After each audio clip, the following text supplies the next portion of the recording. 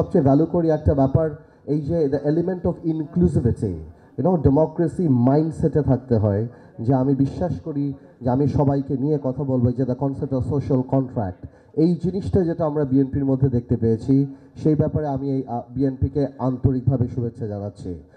সময় স্বল্পতার কারণে আমি অনেক দফায় যাব না। উই ডু হ্যাভ অ্যাক্সেস যে আমরা বিএনপির সাথে আলাপ করতে পারি, তবে আমি বিশ্বাস করি যাতে বিএনপি 31 দফাটাতেই জানি না থেকে যায়।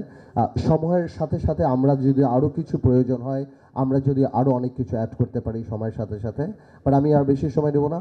থ্যাংক ইউ ভেরি মাচ সবাইকে ওটা ওয়ান্ডারফুল অনুষ্ঠানের জন্য।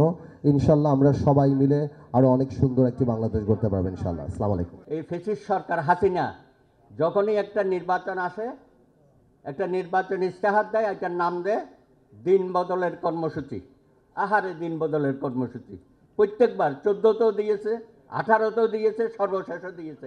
দিন বদল আর হয় নাই, ওনাদের দিন বদল হয়েছে। আশা করি এই 31 দফার মধ্য দিয়ে আগামী দিনে যারা সরকার গঠন করবেন, তারা সত্যিকার অর্থে একটি মানবিক গণতান্ত্রিক বাংলাদেশ প্রতিষ্ঠা করবেন। একই সাথে জুলাই 24-এর গণ অভ্যুত্থানের যে আকাঙ্ক্ষা, সেটাকেও বাস্তবায়িত করার দায়িত্ব নিতে হবে। বিএনপি যেটা তৈরি করেছে এবং আজকে বা গত 2 বছর ধরে আমাদেরকে দিয়ে আসছে, এগুলো নিয়ে আমি তাদেরকে প্রথমে সাধুবাদ জানাই যে যুগপথ আন্দোলনে আমরা যতগুলো দল ছিলাম তাদের সবার সাথে তারা বারংবার এটা নিয়ে আলোচনা করেছে।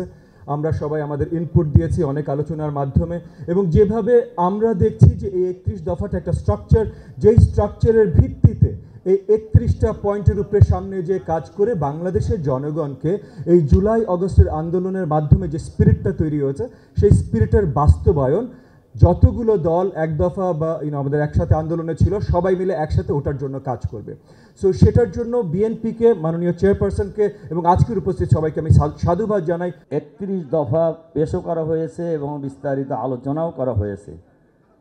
ইতিমধ্যেই বিএনপি 31 দফা, জামাত 10 দফা সংস্কার প্রস্তাব পেশ করেছে, অন্যান্য দলও করেছে। এই সকল দফা বাস্তবায়নের জন্য জাতীয় ঐক্যের কোনো দ্বিমত জাতীয় ঐক্যের কোনো বিকল্প নেই। এজন্য আমাদের সকলকেই জাতীয় ঐক্যমত পোষণ করেই এই যে 16 বছর প্রায় বলছেন অনেকেই, আমি বলি এটা প্রায় 18 বছর। তার কারণ 1/11-এর পরের যে 2 বছর, এই 2 বছরও রাষ্ট্র ভালো ছিল না। কাজেই আরও যদি আগায় যাই আমরা, তাহলে 28শে অক্টোবর 2006 সালের পল্টনের হত্যাকাণ্ডের মধ্য দিয়ে এদেশে ফ্যাসিজমের উৎপত্তি ঘটেছে এবং যাত্রা শুরু হয়েছে, এবং এই ফ্যাসিজম গোটা রাষ্ট্র ব্যবস্থাকে তছনছ করে দিয়েছে। কাজেই এই তছনছকৃত রাষ্ট্র ব্যবস্থাকে যদি মেরামত করতে হয়, জাতীয় ঐক্য লাগবে, এবং জাতীয় ঐক্যের ভিত্তিতেই যখন যেটা প্রয়োজন সেই সংস্কারের মধ্য দিয়ে আমরা বাংলাদেশকে আগামী দিনে একটি আধুনিক বাংলাদেশ, সমৃদ্ধ বাংলাদেশ, কল্যাণের বাংলাদেশ হিসেবে আমরা গড়ে তুলব ইনশাআল্লাহ।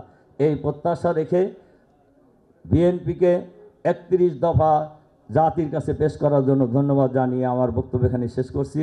আল্লাহ হাফেজ। আসসালামু আলাইকুম।